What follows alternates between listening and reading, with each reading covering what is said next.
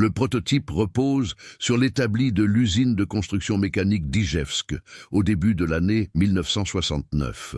L'atelier dégage une odeur d'huile de machine et de flux de soudure. Kalachnikov passe devant les tours et les presses à emboutir pour rejoindre la table où la PKM a été partiellement démontée. Le canon est séparé du boîtier de culasse. Le porte-culasse, encore tiède après les essais de tir, repose à côté d'une bande de munitions non désintégrables. Chaque maillon de la bande contient une cartouche 7.62 54 mm, dont les douilles en laiton reflètent la lumière des néons au plafond. Un ingénieur nommé Sergueï note des mesures dans un carnet. Il teste le réglage du mécanisme d'alimentation depuis 3 jours. La bande circule avec fluidité dans l'équipement, mais une question subsiste concernant l'angle de la rampe de cam, là où elle engage le levier d'alimentation. Si l'angle est trop prononcé, le mécanisme se bloque lors d'une utilisation prolongée. S'il est trop faible, la bande ne progresse pas de manière fiable. Kalachnikov saisit le porte-culasse et examine la surface de la cam. Ses mains connaissent intimement cette forme. Il s'agit fondamentalement du même verrou rotatif qu'il a conçu pour l'AK-47 en 1947, mais redimensionné pour des forces différentes. Le défi est visible dans la construction même de l'objet. Le boîtier est en tôle emboutie, plié et riveté, plutôt qu'usiné dans l'acier massif. Cela le rend plus léger, mais introduit une certaine souplesse absente des boîtiers usinés. Le canon ne dispose pas de revêtement chromé, ce qui réduit le poids de près d'1 kg, mais accélère l'érosion due au gaz chaud. La crosse est en bois et non en matériaux synthétiques, car les installations de moulage de polymère ne sont pas disponibles à l'échelle requise. Chaque choix reflète une contrainte, et chaque contrainte reflète la réalité des capacités de production soviétiques en 1969. Kalachnikov ouvre un tiroir et en sort une mitrailleuse PK, le prédécesseur de la PKM datant de 1961. Il place les 2 modèles côte à côte. La PK est plus lourde, son boîtier étant usiné dans un bloc d'acier. Son canon est chromé. Cependant, elle pèse plus de 9 kg, et les unités de terrain ont rapporté que son transport sur de longues distances provoque une fatigue qui affecte l'efficacité opérationnelle. La directive du haut commandement était claire. Réduire le poids à un maximum de 7,5 kg tout en maintenant la fiabilité dans des conditions polaires et désertiques. Sergueï désigne le mécanisme d'alimentation par bande. Le cycle est désormais constant, dit-il. Nous avons modifié la géométrie du cliquet d'alimentation hier. La bande avance 3 mm plus tôt dans le cycle, ce qui donne à la cartouche suivante plus de temps pour s'aligner avant que la culasse ne l'extrait du maillon. Kalachnikov hoche la tête. Il soulève le boîtier de la PKM, évaluant la répartition du poids. Le centre de masse se trouve légèrement à l'avant de la poignée pistolet, ce qui signifie que la main de soutien de l'utilisateur portera l'essentiel de la charge lors des déplacements. C'est intentionnel. Le poids situé dans la zone du canon assure la stabilité pendant l'utilisation, tandis qu'un arrière léger réduit l'épuisement. La porte de l'atelier s'ouvre. Un inspecteur de qualité entre avec des documents à signer. La PKM a passé les tests de durabilité à moins 40 degrés Celsius, mais des questions subsistent quant à l'espérance de vie du canon. Sans revêtement chromé, les rayures se dégradent plus vite sous une utilisation intensive. La réponse de Kalachnikov relève de la logique d'ingénierie. Si le canon peut être changé en 15 secondes, sa longévité devient moins critique que la fiabilité et le poids. Le système de changement rapide du canon compense les limites matérielles. Si des histoires comme celle-ci vous aident à comprendre comment l'ingénierie a discrètement façonné l'histoire, dites-nous dans les commentaires ce qui vous a surpris jusqu'ici. Et restez avec nous pour le prochain chapitre. Kalachnikov est assis à son bureau du bureau d'études en janvier 1969. Un dessin technique est étalé devant lui, montrant une coupe transversale du mécanisme d'alimentation de la PKM. Il esquisse des modifications sur la rampe de cam avec un critérium, effaçant et redessinant la même courbe à 5 reprises. L'angle doit permettre au levier d'alimentation de tirer la bande vers l'avant précisément au moment où la culasse se déverrouille du canon, créant une fenêtre de temps où la cartouche peut être extraite du maillon sans coincer. La pression vient de plusieurs directions simultanément. Les autorités soviétiques exigent que la PKM soit en production d'ici la fin de l'année. Les alliés du pacte de Varsovie ont sollicité les spécifications pour une fabrication locale. Et il existe une compétition tacite avec les conceptions occidentales, notamment la M60 américaine, qui utilise un système de fonctionnement totalement différent. La M60 repose sur un verrou rotatif actionné par gaz hérité de la MG42 allemande. Mais elle est mécaniquement complexe et difficile à entretenir. L'avantage de Kalachnikov est la simplicité. Mais cette simplicité n'a de valeur que si l'équipement fonctionne réellement sur le terrain. Un collègue nommé Victor arrive avec les résultats des essais de tir de la semaine précédente. La PKM a terminé un test d'endurance de 10 000 coups sans défaillance mécanique, mais la température du canon a atteint des niveaux tels que la crosse en bois a commencé à roussir légèrement à la jonction avec le boîtier. C'est un problème soluble. Un bouclier thermique peut être ajouté entre le canon et la crosse, mais cela révèle le peu de marge de manœuvre dont dispose la conception. L'objet fonctionne aux limites des capacités de ses composants, car rester en deçà de ces limites le rendrait trop lourd. Kalachnikov examine les chiffres. La PK, avec son boîtier usiné et son canon chromé, pèse 9 kg. La PKM, avec sa construction emboutie et son canon non revêtu, pèse 7,5 kg. Cette différence de 1,5 kg signifie qu'une unité d'infanterie peut transporter plus de munitions ou réduire la charge de chaque personnel proportionnellement. Sur une marche de 20 km, la différence devient significative. Sur une campagne de plusieurs mois, elle devient décisive. Cependant, la réduction de poids introduit des complications. Les boîtiers emboutis se tordent sous la contrainte, ce qui peut affecter la feuillure, la distance critique entre la face de la culasse et le culot de la cartouche. Si cette distance varie pendant l'utilisation, les douilles peuvent se rompre, projetant des gaz chauds dans le boîtier. Kalachnikov résout ce problème en concevant un verrouillage rigide du canon dans le boîtier via un système de fret, créant une plateforme stable pour le cycle de la culasse. Le reste du boîtier peut ainsi fléchir légèrement, sans affecter le fonctionnement. Le mécanisme d'alimentation est la partie la plus délicate de tout le système. Un équipement alimenté par bande doit gérer 3 opérations simultanées. Extraire la douille utilisée, chambrer la cartouche suivante et faire avancer la bande. Le timing doit être précis sur des centaines de cycles par minute. Trop tôt, et la bande s'enraye. Trop tard, et la culasse tente de chambrer une cartouche qui n'est pas encore en position. La solution de Kalachnikov utilise le mouvement de va-et-vient du porte-culasse pour actionner une came qui tire la bande vers l'avant via un cliquet. Ce cliquet est monté sur ressort, de sorte que si la résistance augmente, le mécanisme peut glisser plutôt que de se briser. Victor souligne une note dans le rapport d'essai. Le temps de changement du canon a été en moyenne de 12 secondes sur 10 essais.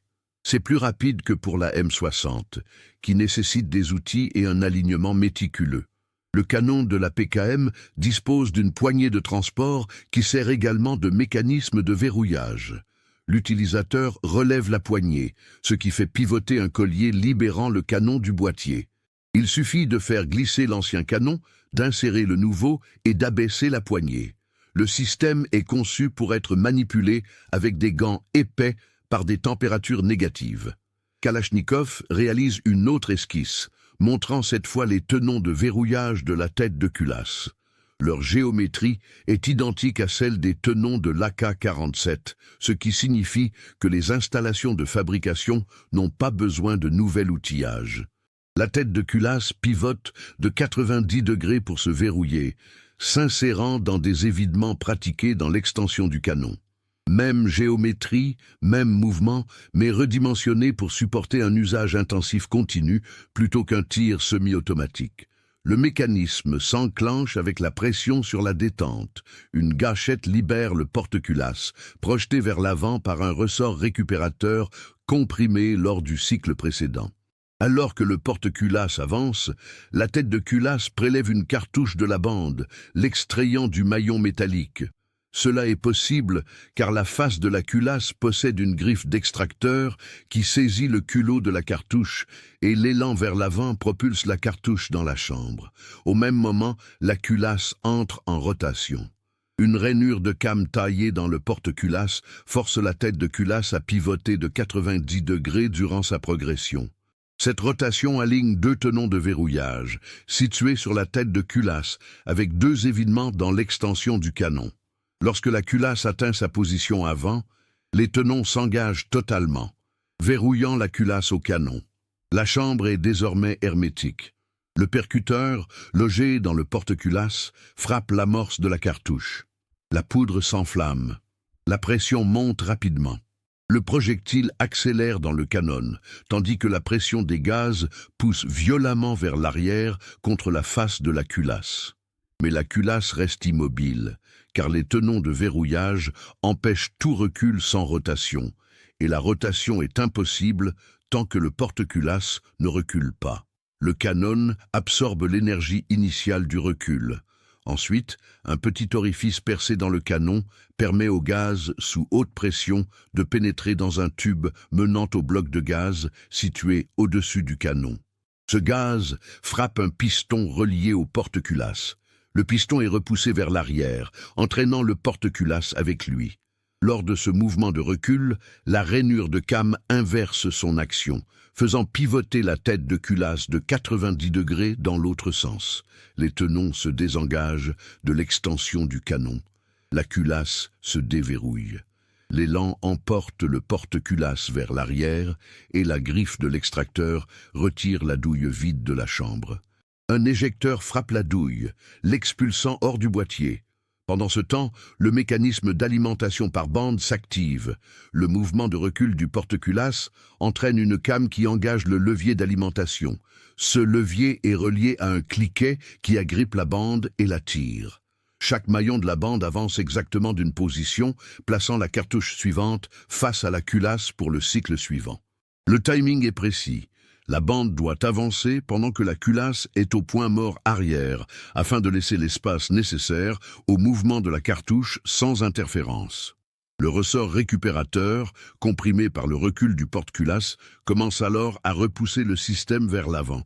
Le cycle recommence. À une cadence de 650 coups par minute, cette séquence se reproduit plus de 10 fois par seconde. Chaque composant, culasse, support, piston, came, levier, cliquet, ressort, doit achever son mouvement dans un ordre rigoureux, sous peine d'arrêt du fonctionnement.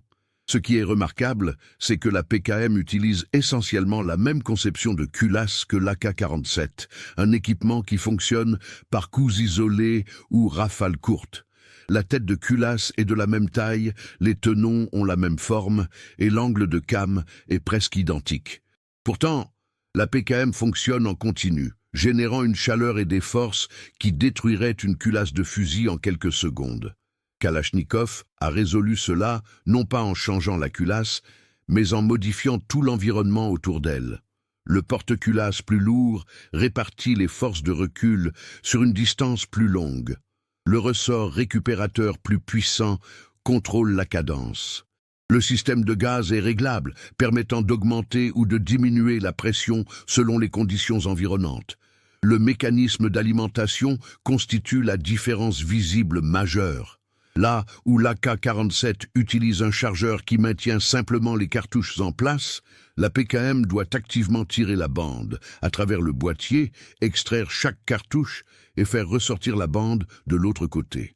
La bande non désintégrable signifie que chaque maillon doit traverser toute la largeur du boîtier, entrant à gauche et sortant à droite.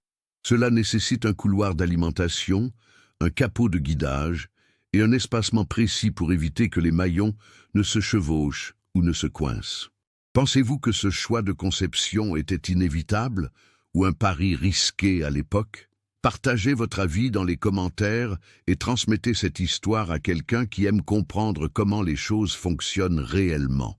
Le terrain d'essai aux abords d'Ijevsk, février 1969. La neige recouvre le sol et la température avoisine les moins 25 degrés Celsius. Un prototype de PKM est monté sur un trépied, pointé vers une série de cibles situées à différentes distances. Kalachnikov se tient derrière la ligne de tir avec 2 ingénieurs et un observateur de la direction principale de l'artillerie. Ce dernier tient un dossier, consignant les données pour le rapport d'évaluation officiel. Le test débute par un démarrage à froid. L'équipement est resté dans un abri non chauffé toute la nuit, ce qui signifie que tous les composants métalliques sont à température ambiante. L'utilisateur charge une bande, arme l'objet et commence à tirer. La première rafale est de 20 coups. Le mécanisme fonctionne avec fluidité, éjectant les douilles vides en un tas sur le sol gelé. L'observateur note « Fonctionnement normal à moins 25 degrés, démarrage à froid ». Vient ensuite un test de tir soutenu. L'utilisateur tire 200 coups sans interruption. De la fumée s'élève du canon, alors que le métal chauffe rapidement. La crosse en bois commence à dégager une odeur de brûlé, là où elle est la plus proche du canon. Après 200 coups, l'utilisateur s'arrête et tente immédiatement un changement de canon. Il relève la poignée de transport, faisant pivoter le verrou. Le canon brûlant glisse hors de son logement et un canon de rechange froid est inséré. L'observateur déclenche son chronomètre, 14 secondes. Acceptable, mais un problème surgit. Lorsque le tir reprend avec le nouveau canon, la cadence a nettement diminué. Kalachnikov observe les douilles éjectées. Elles retombent plus près de l'équipement qu'auparavant, signe d'une vitesse de culasse réduite. Il s'approche et ajuste le régulateur de gaz, un petit bouton situé sur le bloc de gaz. Cela modifie la quantité de pression atteignant le piston. Avec plus de gaz, le porte-culasse gagne en énergie, rétablissant la cadence normale. L'observateur consigne « Le système de gaz nécessite un ajustement après un tir soutenu en raison de l'accumulation de résidus ». Le test suivant porte sur une utilisation abusive délibérée. L'utilisateur verse du sable dans le boîtier pendant le tir. Le mécanisme continue son cycle, bien que le schéma d'éjection devienne irrégulier. Certaines douilles peinent à quitter l'orifice d'éjection et retombent dans le boîtier. Après 50 coups, l'équipement s'arrête. Kalachnikov et les ingénieurs le démontent sur place. Du sable s'est accumulé dans le mécanisme d'alimentation, bloquant le cliquet. Ils le nettoient avec un chiffon et de l'air comprimé, remontent l'ensemble et reprennent le tir. L'observateur écrit « Mécanisme d'alimentation sensible aux particules, mais récupérable par un nettoyage de terrain ». Un autre prototype est présenté, muni d'une géométrie de cliquet modifiée. La tension du ressort a été augmentée et le cliquet lui-même est légèrement plus court. Le test du sable est répété. Cette fois, l'équipement tire 150 coups avant de s'arrêter, une amélioration notable. La modification est efficace car le ressort plus fort oblige le cliquet à revenir en place plus agressivement, réduisant le temps d'accumulation du sable. Le test final est celui de l'endurance. La PKM tire 5000 coups en 3 heures, avec un changement de canon tous les 500 coups. Vers le 3000e coup, le boîtier est devenu brûlant au toucher, même à travers des gants. Au 4500e coup, la tension du ressort récupérateur a faibli à cause de la fatigue thermique, faisant chuter la cadence de 650 à environ 600 coups par minute. À 5000 coups, le tir cesse et l'objet est immédiatement démonté pour inspection. Le canon présente une érosion des rayures, comme prévu en l'absence de chromage. La face de la culasse montre de légères piqûres dues aux frappes répétées sur les amorces.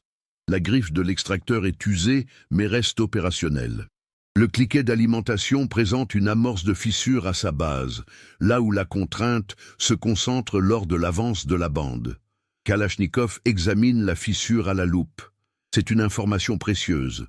Le cliquet pourra être redessiné avec un congé de raccordement pour mieux répartir les efforts. L'observateur militaire achève son rapport. La PKM a démontré une fiabilité acceptable, malgré les extrêmes de température, une résistance aux contaminations dans certaines limites et une facilité d'entretien sur le terrain. La recommandation est de passer à la production, sous réserve de modifications mineures du cliquet et du régulateur de gaz, Kalachnikov signe le document, reconnaissant que la conception n'est pas parfaite, mais qu'elle répond aux exigences. De retour à l'atelier, Kalachnikov démonte entièrement l'exemplaire d'essai. Chaque composant est disposé en ordre: boîtier, porte-culasse, tête de culasse, percuteur, ressort récupérateur, piston à gaz, mécanisme d'alimentation, canon. Il prend en main la tête de culasse, la même pièce qui équipe des millions de fusils AK-47 à travers le monde. Elle pèse 113 grammes. Ses tenons de verrouillage font 8 mm de large, taillés pour offrir une surface d'appui de 12 mm² contre l'extension du canon. C'est là le point le plus curieux. Comment une culasse conçue pour un fusil semi-automatique survit-elle dans une mitrailleuse tirant sans interruption à 650 coups par minute? Les forces en présence sont radicalement différentes.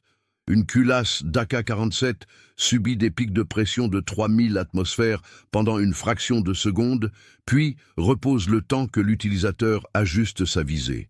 Une culasse de mitrailleuse subit cette même pression 10 fois par seconde pendant plusieurs minutes, générant une chaleur accumulée et un stress mécanique qui briserait ou déformerait une conception plus fragile.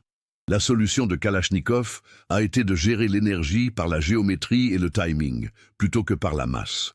La tête de culasse elle-même est inchangée, mais le porte-culasse est nettement plus lourd et plus long. Lorsque la pression des gaz repousse le piston, la force s'applique d'abord au porte-culasse. Sa masse plus importante et sa course plus longue lui permettent d'absorber l'énergie dans le temps et l'espace, plutôt que de manière instantanée.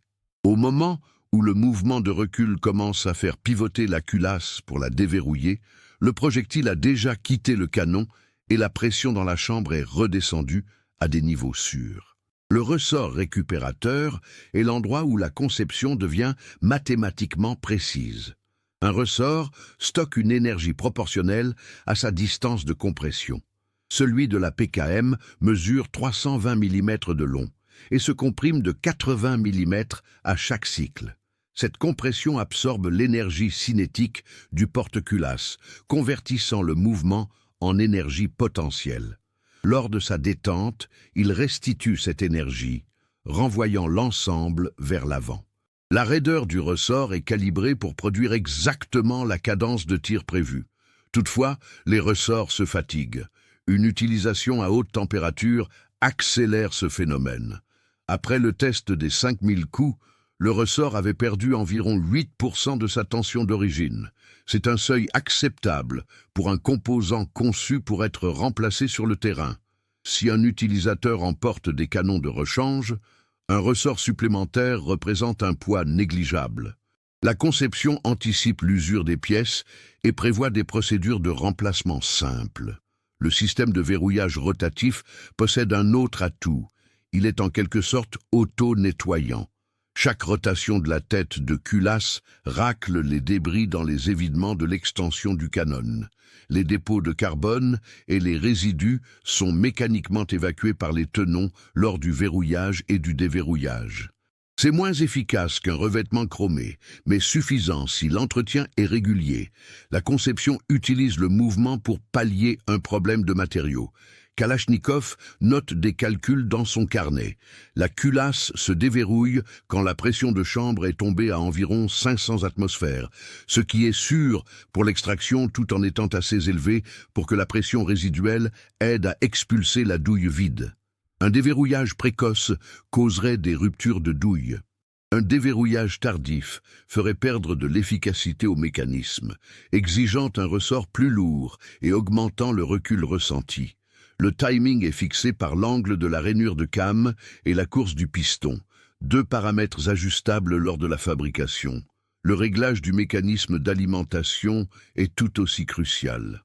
La bande doit progresser quand la culasse est au point mort arrière, mais pas trop tôt pour ne pas que la cartouche entrante n'entrave l'éjection de la précédente. La came qui commande le levier d'alimentation est placée sur le porte-culasse de façon à ne l'engager qu'une fois que celui-ci a suffisamment reculé pour dégager l'orifice d'éjection. Cela se produit mécaniquement, sans électronique ni capteur. La géométrie impose la séquence. Ce qui ressort de cette analyse est l'image d'une ingénierie contrainte par le réel. Kalachnikov ne pouvait pas utiliser de matériaux exotiques ou de processus de haute précision dépassant les capacités industrielles soviétiques. Il a travaillé avec de l'acier embouti, du bois et du fil d'acier. Le génie réside dans l'agencement de ces matériaux ordinaires en un système capable de fonctionner dans des conditions extraordinaires. La culasse n'est pas intrinsèquement plus solide que celle de l'Ak-47. Elle évolue simplement dans un système conçu pour la protéger des forces qu'elle ne pourrait supporter seule. La PKM est entrée en production à la fin de l'année 1969 et sa fabrication s'est poursuivie sans interruption pendant plus de 3 décennies. Au moment où la production a ralenti, au début des années 2000, des centaines de milliers d'exemplaires circulaient dans des dizaines de pays. On retrouve cet équipement dans les inventaires militaires de Cuba, au Vietnam, de la Pologne à la Syrie. Cette prolifération ne s'est pas faite par une stratégie commerciale agressive, mais par sa simple efficacité. Les armées ont adopté la PKM parce qu'elle fonctionnait là où d'autres modèles échouaient. Cette conception a influencé le développement ultérieur de l'équipement de manière évidente ou subtile. Le recours au boîtier embouti est devenu la norme pour les systèmes soviétiques, réduisant les coûts et permettant une production massive en cas de besoin. Le système de changement rapide du canon a été repris par de nombreuses nations cherchant à moderniser leur propre matériel.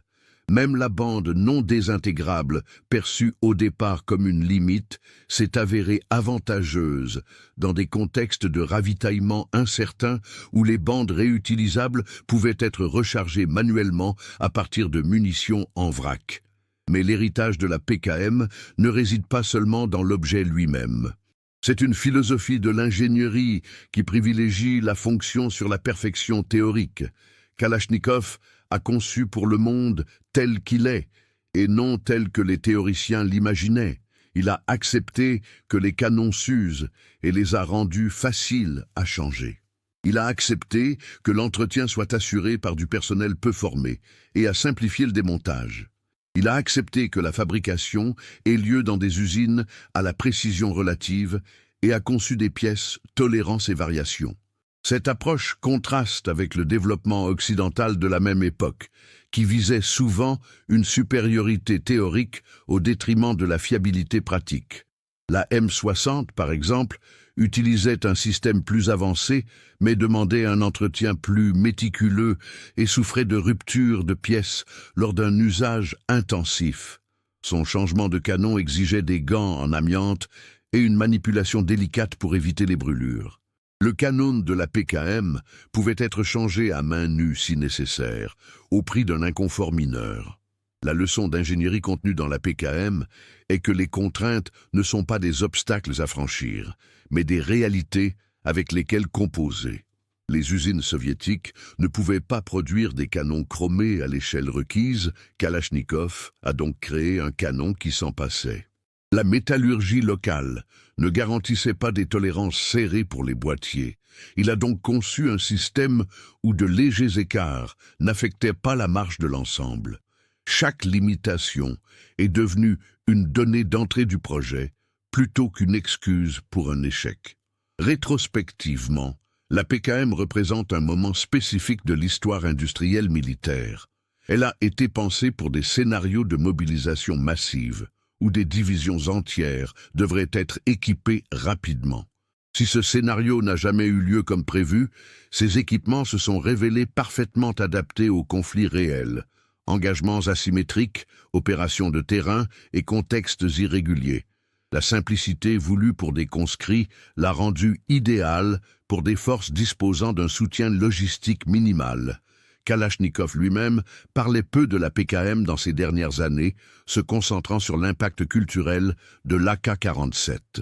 Mais les ingénieurs qui l'ont côtoyé se souviennent de la PKM comme de sa conception la plus aboutie, le fruit de 2 décennies d'expérience appliquée à un problème complexe. Si l'Ak-47 était une révolution, la PKM était une évolution, reprenant des concepts éprouvés pour les adapter à de nouvelles exigences sans innovation superflue. Cet équipement est encore présent dans les zones de tension aujourd'hui, plus de 50 ans après son introduction. Les canons ont été remplacés maintes fois. Les boîtiers portent les marques des décennies de service, mais le système fondamental continue de fonctionner. Il reste opérationnel parce qu'il a été conçu pour ces conditions précises. L'usure, un entretien sporadique et des utilisateurs ne maîtrisant pas forcément toute sa mécanique. L'ingénierie tient bon, car elle n'a jamais dépendu de conditions parfaites. Si vous appréciez ces récits calmes et authentiques sur la façon dont l'ingénierie a façonné le monde, abonnez-vous à la chaîne, laissez un j'aime et dites-nous depuis quel pays vous nous regardez.